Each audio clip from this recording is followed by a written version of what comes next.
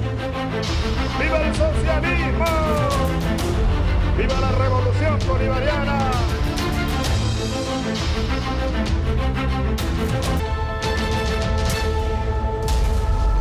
Vamos a comenzar el programa de hoy hablando de Venezuela. Tenemos una invitada, una compañera que viene precisamente de allí, desde Venezuela. Se trata de Yolanda Saldarriaga y ella es integrante de la Escuela de Feminismo Popular. Le damos la bienvenida, Yolanda. Gracias, Carlos. Encantado de tenerte aquí y bueno, acá con Roberto queremos un poco saber qué es la Escuela de Feminismo Popular y después hablar, por supuesto, de la situación en Venezuela que tanto nos preocupa. Bueno, la Escuela de Feminismo Popular es un espacio de articulación de colectivos, de luchadores y luchadoras.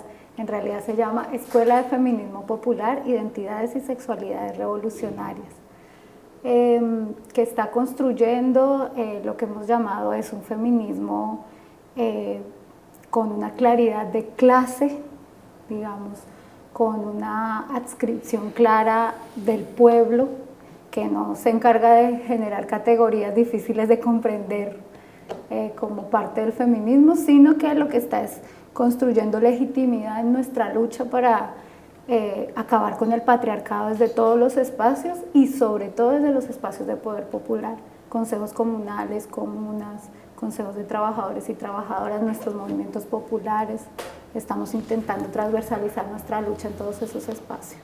¿Es difícil encarar el tema de luchar contra el patriarcado en los sectores populares? Porque lo otro ya me imagino, pero en los sectores populares también, ¿verdad?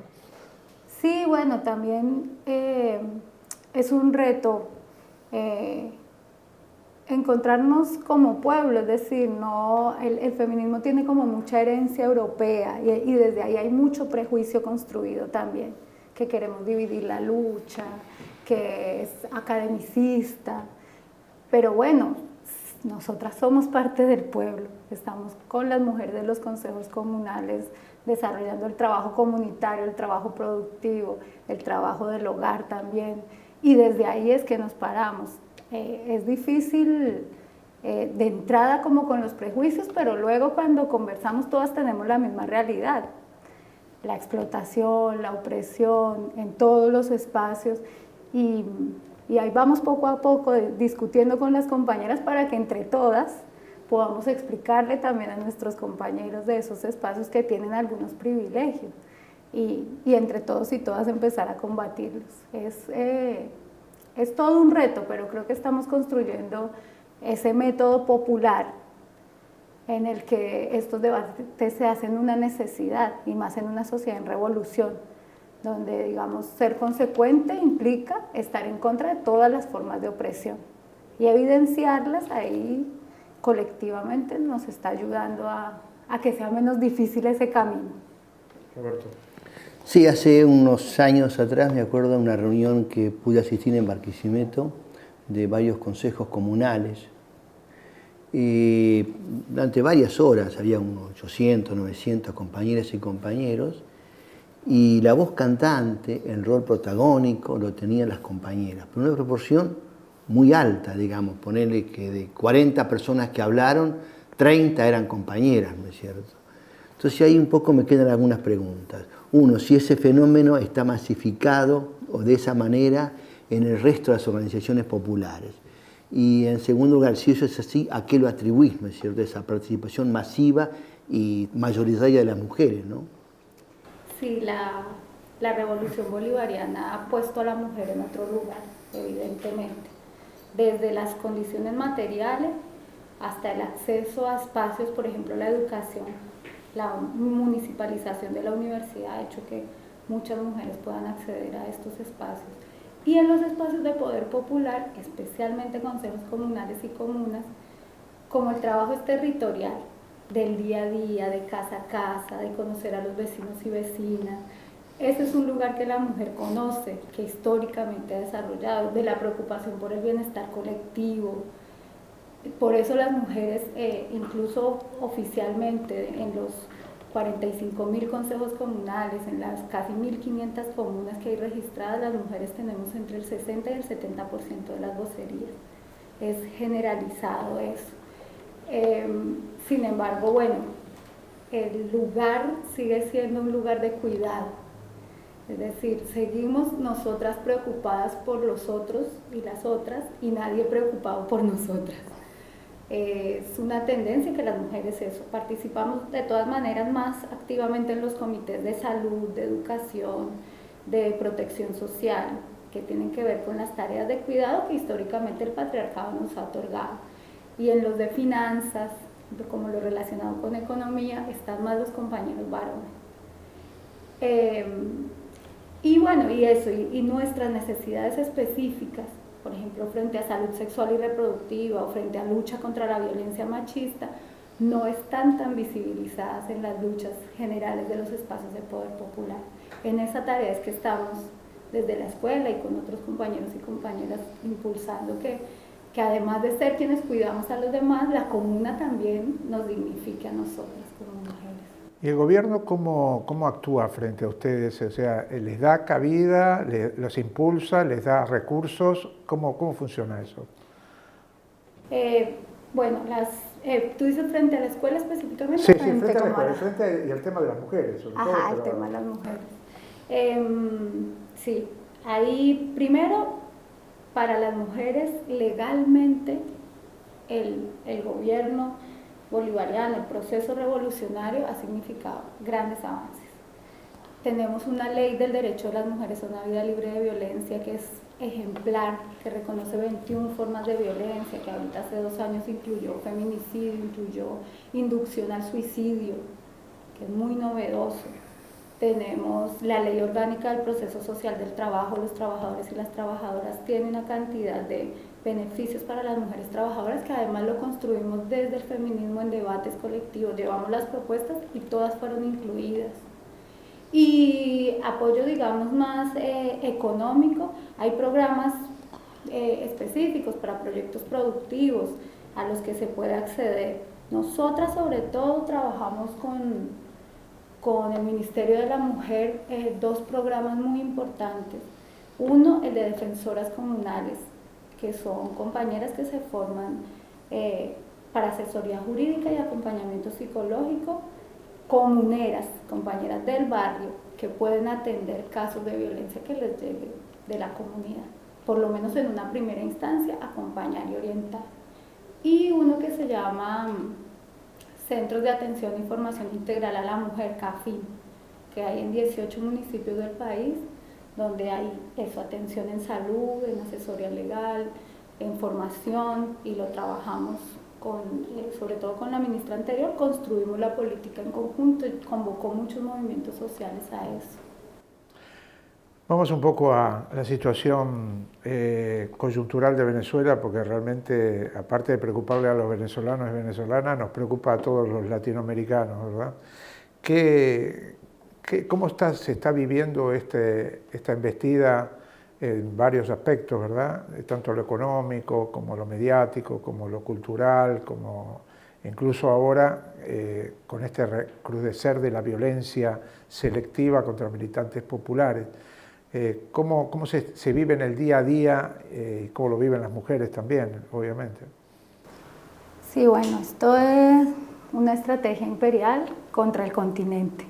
Claro, Venezuela como punta de lanza en el proceso de transformación del continente está siendo atacada más duramente y sobre todo a partir de la muerte del comandante Chávez, ¿no?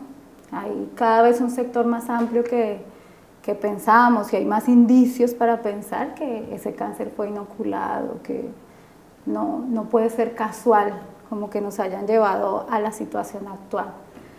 Es una guerra híbrida, hay ataques militares, sobre todo a partir de la estructura paramilitar copiada de la que viene aquejando al pueblo colombiano históricamente, que tiene como 2 formas de operar: asesinatos selectivos, que en la última semana se han desatado, ya tenemos 6 compañeros y compañeras asesinados, y la generación de un ambiente de caos en la calle, que la matriz mediática de ellos es inseguridad, pero en realidad es el paramilitarismo haciendo robos callejeros, y ahí las mujeres somos las primeras que tenemos que abandonar la calle, no salir de noche, como extremar nuestras medidas de seguridad. Y luego, bueno, en el ámbito psicológico la presión es permanente, eso quieren llevar al pueblo a un nivel de desesperación con varias vías. Y una es lo económico, por la dependencia de importaciones que todavía tenemos en el país, que hemos venido trabajando estos 17 años para superar el modelo rentista, pero que todavía estamos en camino. Los importadores han generado estrategias de acaparamiento, de negación a la importación de algunos productos básicos y de especulación. Eso hace que en los supermercados del gobierno, con subsidio del gobierno o con precios regulados o con privados pero con control, sean larguísimas las colas. Como que la historia nos muestra que cualquier parecido con lo que se le hizo a Allende en su momento no puede ser casual. En esas colas, quienes están en su mayoría son mujeres.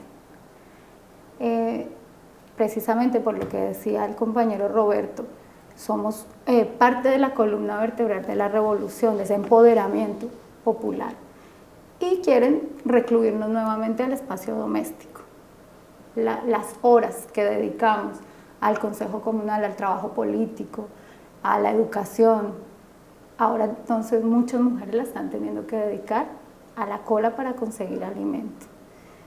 Y un elemento fundamental que queremos visibilizar es la escasez de métodos anticonceptivos. Es muy fuerte esta situación. No se consigue ningún método anticonceptivo excepto preservativos a muy alto costo. Lo demás no, y eso también a mediano plazo es una estrategia para empobrecer al pueblo.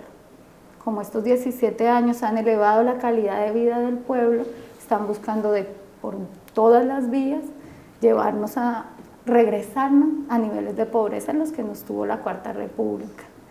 Y llenarnos de hijos es una forma, que además también ayuda en lo que ya había dicho de recluirnos a las mujeres nuevamente al espacio doméstico y que dejemos de ser un sujeto político, histórico. Venezuela atraviesa dificultades, es obvio hoy en día. Entonces pregunto, hay dos cuestiones que son claves para esta Venezuela y para el futuro. El tema de la producción concreta que hacías referencia recién y el tema de la defensa. Entonces pregunto, ¿qué actividades, qué rol, qué función tienen las compañeras de sus diferentes organizaciones en función del tema de la producción y en función del tema de la defensa? Bueno, la defensa hace parte integral de toda la construcción de poder popular. Eso lo llamamos seguridad y defensa del territorio. Un poco estos días aquí intercambiando con los movimientos es fuerte que aquí en este momento tengan que llamarlo elemento antirrepresivo o eje antirrepresivo. Allá se llama seguridad y defensa del territorio y la herramienta fundamental es la milicia popular, que hace parte de los elementos de la Fuerza Armada, pero que tiene un nivel de autonomía de construcción desde los consejos comunales y las comunas.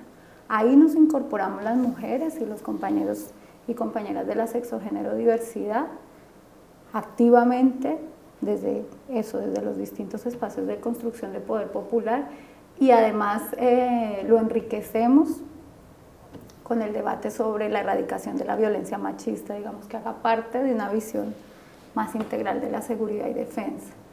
Y bueno, y en este momento también se están empezando a dar debates sobre protocolos de seguridad, cambio de hábitos, digamos, en nuestros movimientos, sobre todo en los compañeros y compañeras, digamos, con cierta referencia, por lo que estábamos hablando que los asesinatos selectivos son una de las formas que están utilizando.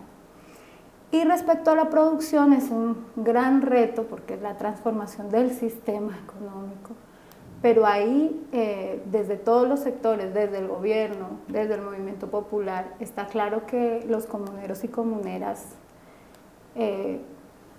son como la punta de lanza en este momento para esa transformación. Ahorita se está ejecutando un plan de siembra que incluye más o menos 4 millones de hectáreas para la producción de alimentos básicos de consumo.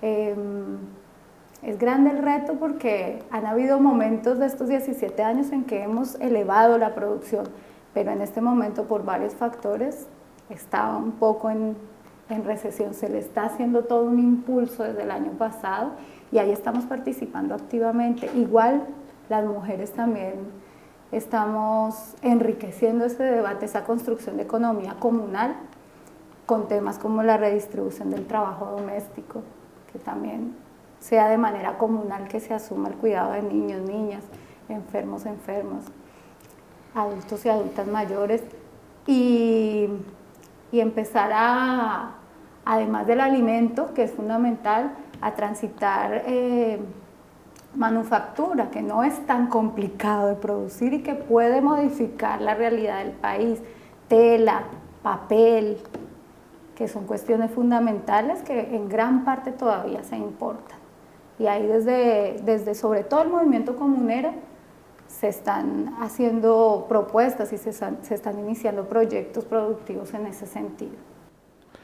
Una cosa que, a propósito de eso, ¿por qué crees que no se da el paso de nacionalizar el comercio exterior? ¿Por qué no se toman medidas? Porque todo lo que se está planteando es de autodefensa popular en lo que es la soberanía alimentaria y todo.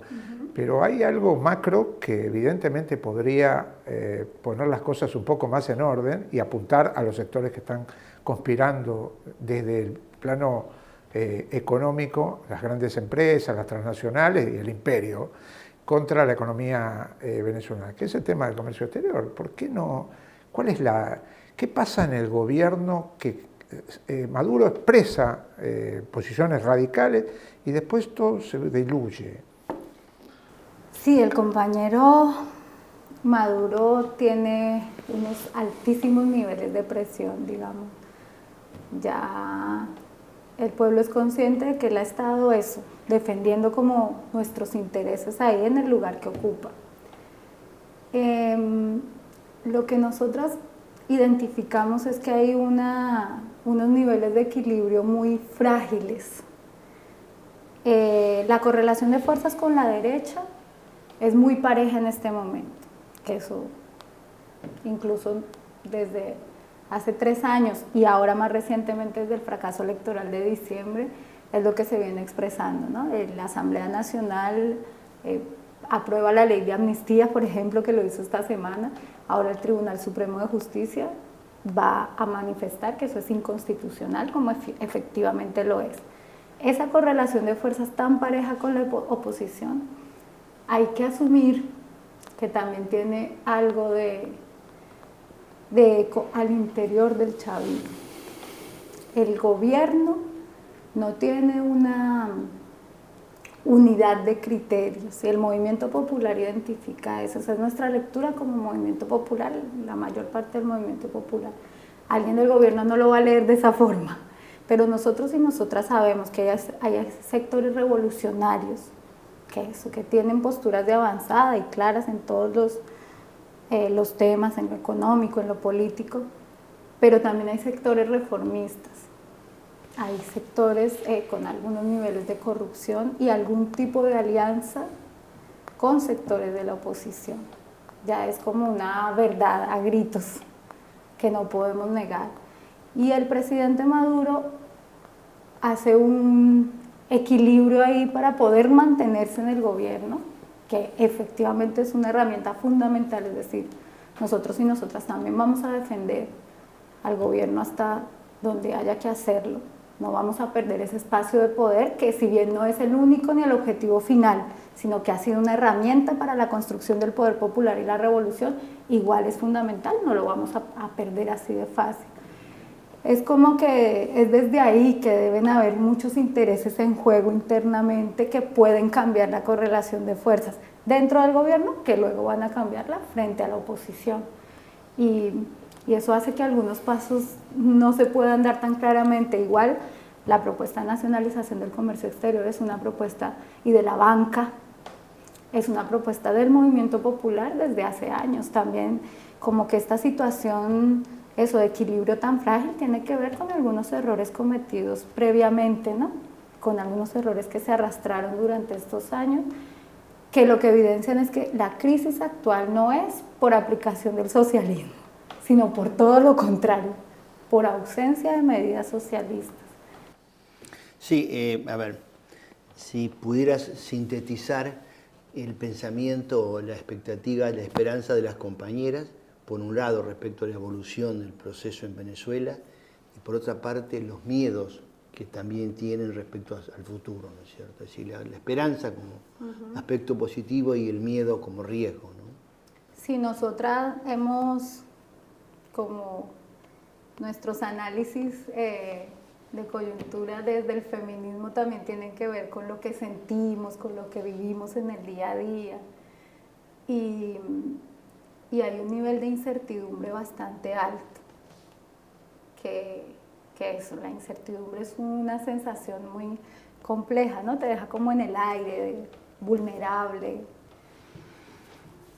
Hay como varios escenarios que puedan ejecutar el golpe de Estado institucional, que incluso ayer salió en un diario de Venezuela la conversa de Obama con Macri sobre Venezuela, que es bastante probable que haya ocurrido, y que si el Tribunal Supremo de Justicia declara inconstitucional la ley de amnistía, sería Macri quien le solicite a la OEA intervención internacional. Ese es un escenario, que lograran por alguna vía generar un golpe de Estado institucional que saque al compañero Maduro. Otro que está siempre ahí por esa correlación complicada que planteaba, como de negociación, de pacto, que nosotras no vemos a Maduro como en ese escenario, pero digamos se considera. Y otro que se alargue esta situación de caos, de juego trancado, le decimos nosotras. Son como incertidumbres y miedos que permanecen, y eso, paralelo a la acción del paramilitarismo que también nos pone en una situación muy compleja por la invisibilidad de esa estructura, ¿no? Que cualquiera que esté a tu lado puede ser quien te afecte. Pero hay unas certezas que nos mantienen firmes. Una, o digamos, en síntesis,